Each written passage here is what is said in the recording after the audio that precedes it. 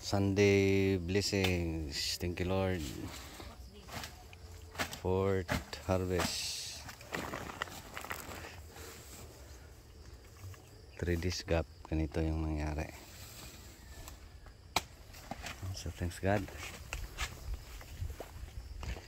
Update sa area.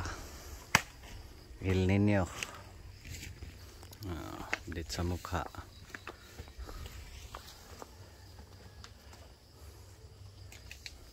Yan.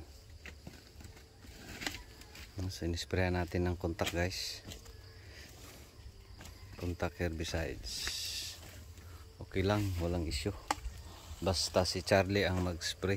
Shout out ni Charlie. So Sunday blessings. Thank you Lord. Fourth harvest.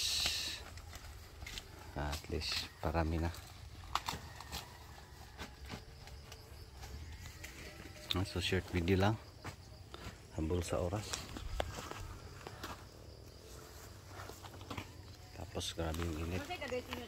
Panay yung tubig.